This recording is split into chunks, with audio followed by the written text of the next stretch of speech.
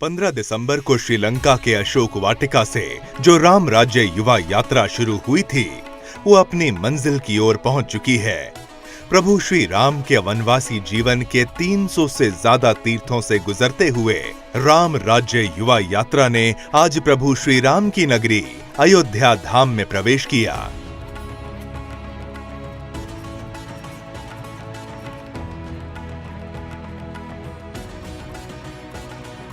जब राम राज्य युवा यात्रा अयोध्या पहुंची तो जय श्री राम के उद्घोष से राम नगरी गूंज उठी। प्रख्यात कथावाचक देवकी नंदन ठाकुर जी ने अयोध्या धाम में राम राज्य युवा यात्रा का स्वागत किया। इस दौरान उन्होंने यात्रा का नेतृत्व कर रहे प्रदोष सुरेश चौहानके जी को आशीर्वाद प्रदान किया। तो वहीं यात्रा के मार्गदर्शक और रामायण सर्किट के अध्यक्ष राम अवतार शर्मा जी का इस ऐतिहासिक यात्रा के लिए आभार व्यक्त किया। 22 जनवरी को जब अयोध्या धाम में रामलला की प्राण प्रतिष्ठा होगी, उससे 4 दिन पूर्व श्री राम गमन पथ से होते हुए ये यात्रा जब राम नगरी पहुंची तो ये अनुभव सुखद अनुभूति वाला रहा। ये यात्रा कैसी रही, राह में लोगों का कैसा समर्थन मिला, इन्हीं सब अनुभवों को लेकर राम अवतार शर्मा जी और प्रदोष चौहानके जी ने अयोध्या धाम में बातचीत की। आइए सुनते हैं। तो दोस्तों नमस्कार, ये थे देवकी नंदन ठाकुर जी जिन्होंने हमारा अयोध्या में आप कहिए एक तरह से स्वागत किया कि हम इतनी लंबी यात्रा लेकर यहाँ पर आए। तो उनको आपने अभी सुना।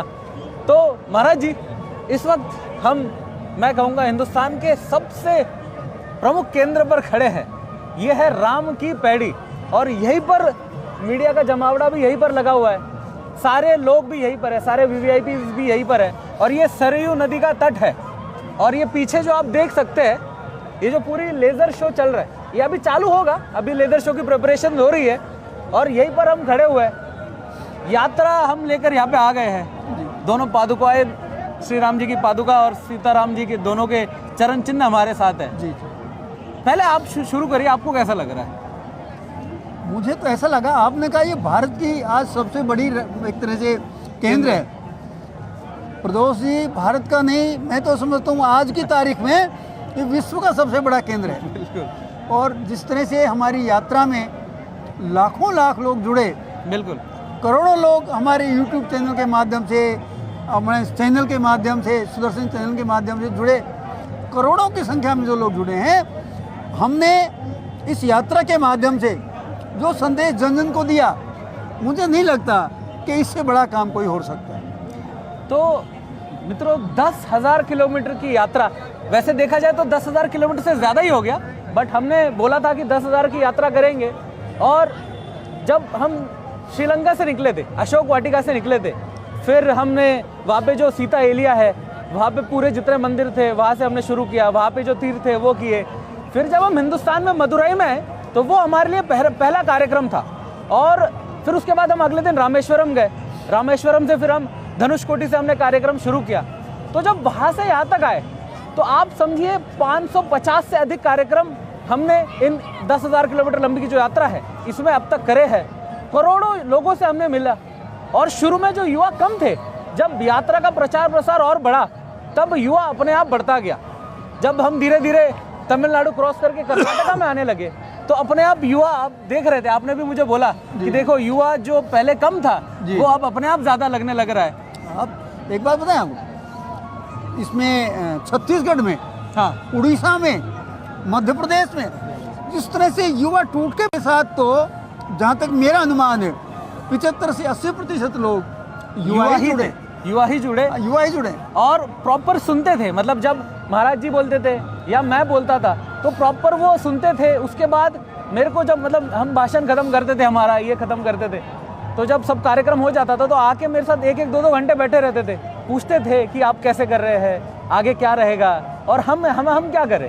तो फिर हम उनको दिशा दिखाते थे, महाराज जी मार्गदर्शन देते थे और भी हमारे साथ जो लोग हैं वो भी उनको अपना एक्सपीरियंस शेयर करते थे। तो ऐसी ये यात्रा रही है। और अब तो हम आज 18 तारीख है, यात्रा हमारे आखिरी पड़ाव का ही है। हाँ। अब ऐसा मतलब वैसे तो मुझे बहुत पॉजिटिव फीलिंग आ रही है। आखिरी पड़ाव नहीं है, ये हमारा आरंभ है। इसके बाद तो फिर और अनेक यात्राएं निकालेंगे। और आपने बताया आपके पास घंटों लोग बैठे रहते थे। हाँ मेरे से अनेक लोगों ने वो प्रश्न पूछे जो अब तक उनकी समझ में नहीं आए थे। हाँ जैसे राम जी का चरित्र क्या था, कभी वो शंभू की बात करते थे, कभी वो शबरी की बात करते थे, कभी वो जाति पाति की बात करते थे। लेकिन इस यात्रा ने उन लोगों के मन में जितने भी भ्रम थे, मैं समझता हूँ बड़ा संतुष्ट होकर लोग जाते थे।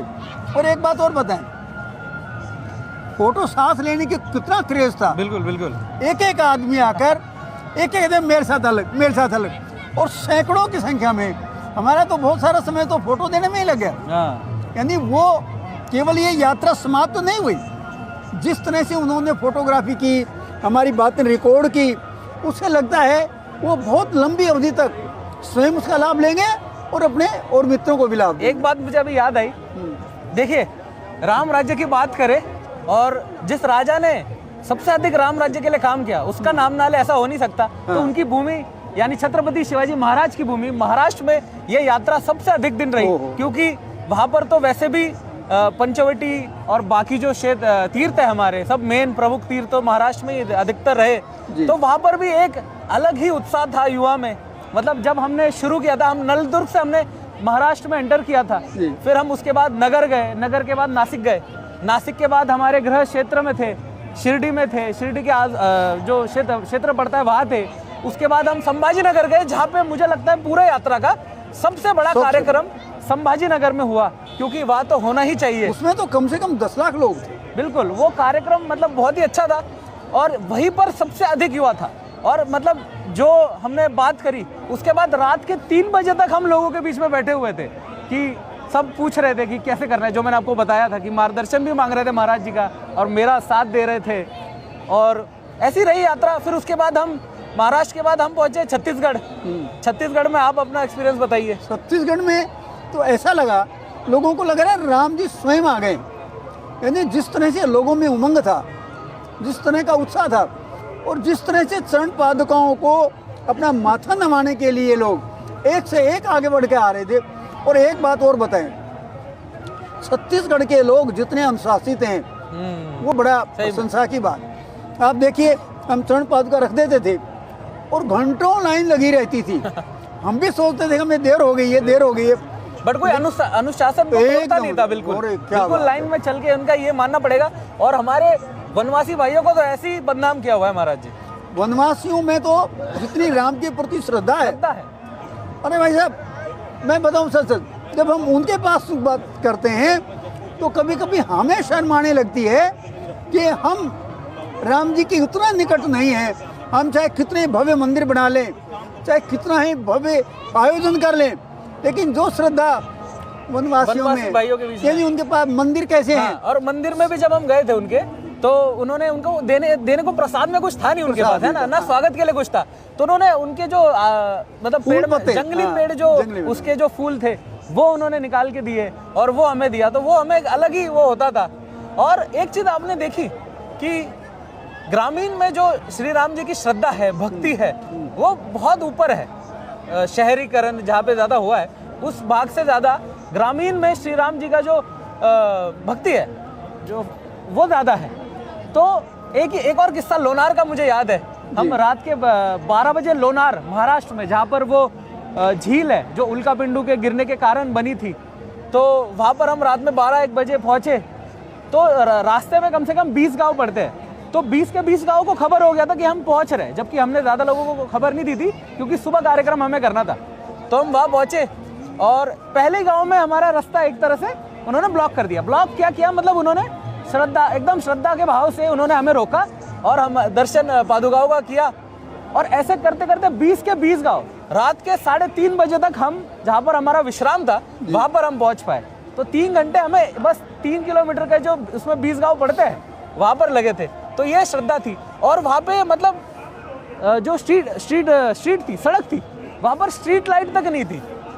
और स्ट्रीट लाइट तक नहीं थी। और लोग जब उसमें जो हमारी अंधेरे में ही चल रहे थे। हाँ, अंधेरे में चल रहे थे। और जब वो अपना जो भी जितना बनता है उनका उसमें डोनेशन बॉक्स में डाल रहे थे, तो मतलब वो अंदर से लग रहा था कि मैं 1-2 बार तो मैंने ही मना किया कि आप मत डालिए, क्योंकि ऐसा गांव था जहाँ पे मुझे लग रहा है खाने के लिए भी प्रॉब्लम होती होगी उन्हें। ऐसे गांव से हम आए हैं यात्रा आगे बढ़ी है। 10,000 किलोमीटर पूरे हो चुके हैं, उससे ज़्यादा ही हो चुके हैं, और हम राम जी के पैड़ी पर है। तो आप आगे आप कार्यक्रम चलता रहेगा, आप सभी हमसे जुड़ते रहिए। उसे एक बात और देखिए, हाँ इस यात्रा ने एक बहुत बड़ा काम और किया जी।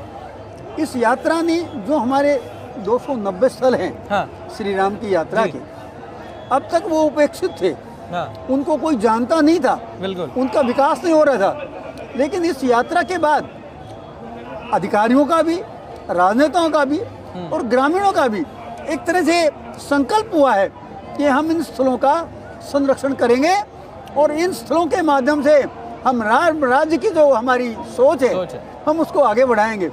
ये स्थल हमारी भारतीय संस्कृति की धरोहर है, यदि लुप्त हो गए, वो अनुभव कर रहे हैं, यदि ये स्थल लुप्त हो गए तो हमारी संस्कृति को बहुत बड़ी हानि होगी, हमारे आने वाली पीढ़ियों को ये संस्कार नहीं मिल सके। अब देखिए, आप जहाँ भी गए, उन छोटे छोटे स्थलों की जहाँ दीवारें भी कभी टूटी हुई थी, कितने सजावट की उन लोगों ने, किस तरह से उन लोगों ने उस मंदिर के प्रति श्रद्धा भाव प्रकट किया। और माता भगनिया तो रो देती थी, रो देते, और संकल्प कर रहे थे हर आदमी कि अब मैं अपने स्थल को लुप्त नहीं होने दूंगा। ये हमारे राम जी की पहचान है। वो कहते हैं ये यहाँ हनुमान जी बैठे थे, इस पत्थर पे लक्ष्मण जी ने धनुष दिखाया था, ये सीता नानी है, सीता माँ ने स्नान किया था, ये रामडो है, राम जी ने स्नान किया था।